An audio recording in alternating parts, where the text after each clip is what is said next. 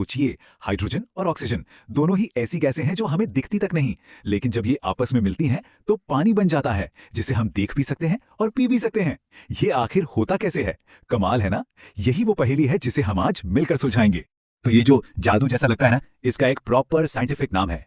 चलिए देखते हैं कि साइंस इसे कैसे समझाता है और इसमें कौन कौन मेन प्लेयर्स होते हैं। तो एक केमिकल रिएक्शन या रासायनिक अभिक्रिया, इसका सीधा सा मतलब है एक बदलाव। लेकिन यहाँ सबसे जरूरी बात यह है कि जो नई चीज बनती है ना, वो शुरू वाली चीजों से एकदम अलग होती है। उसके गुण, उसका नेचर, सब कुछ नया। ऐसा इसलिए होता है क्योंकि एटम्स के लेवल पर ना पूरी की पूरी सेटिंग बदल जाती है। पुराने बॉन्ड्स टूटते हैं और नए बनते हैं। अच्छा, तो हर रिएक्शन में ना दो तरह के किरदार होते हैं। अभिकारक यानी रिएक्टेंट्स, ये वो हैं जो रिएक्शन को शुरू करते हैं, और दूसरे होते हैं उत्पाद मतलब प्रोडक्ट्स, ये वो नई चीजें हैं जो रिएक्शन के बाद हमें मिलती हैं। तो ये एक तरह से बिफोर और आफ्टर वाली कहानी है। चलिए अब अपने पानी वाले एग्जाम्पल पर वापस आते हैं।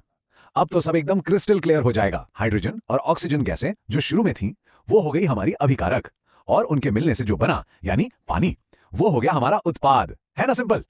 अच्छा, अब सवाल ये उठता है कि हमें पता कैसे चलेगा कि कोई केमिकल रिएक्शन हो भी रहा है या नहीं। तो अच्छी बात यह है कि इसके कुछ पक्के साइन होते हैं, कुछ निशानियां होती हैं। तो चलिए देखते हैं कि केमिस्ट्री को एक्शन में पकड़ने के लिए किन चीजों पर नजर रखनी है। ऐसे कई संकेत हैं, जैसे रंग बदल जाना। अरे सोचिए ना, कैसे एक चमचमाता हुआ लोहा जंग लगने पर एकदम भूरे रंग का हो जाता है। या फिर तापमान में बदलाव, कोई चीज एकदम से गर्म या ठंडी हो जाए। गैस के बुलबुले निकलना, या किसी लिक्विड में अचानक से कोई सॉलिड चीज बन जाना, या फिर आग की तरह लाइट और आवाज का निकलना। ये सब पक्के सबूत हैं कि अंदर ही अंदर एक केमिकल रिएक्शन चल रहा है। ओके, तो अभी तक हमने काफी कुछ समझ लिया है। चलिए अब जो सबसे जरूरी बातें हैं ना, उनको फटाफट एक बार फिर से देख लेते हैं, ताकि वो दिमाग में एकदम सेट हो जाए। तो बस ये दो शब्द अच्छे से याद रखने हैं। अभिकारक यानी वो चीजें जिनसे शुरुआत हुई, और उत्पाद यानी वो नई चीजें जो आखिर में बनी।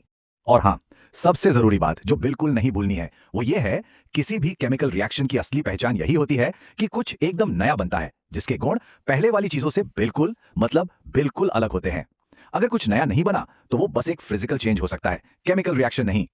अब जाते जाते एक मजेदार सवाल, जरा सोचिए, हमारी किचन में हर रोज हर वक्त कौन कौन सी केमिकल रिएक्शंस हो रही होंगी। जब खाना पकता है, सब्जियां अपना रंग बदलती हैं, या दूध से दही जमता है, ये सब क्या है? अगली बार जब कोई किचन में हो तो इन बदलावों पर गौर करना और पहचानने की कोशिश करना कि वहां कौन सी केमिस्ट्री चल रही है।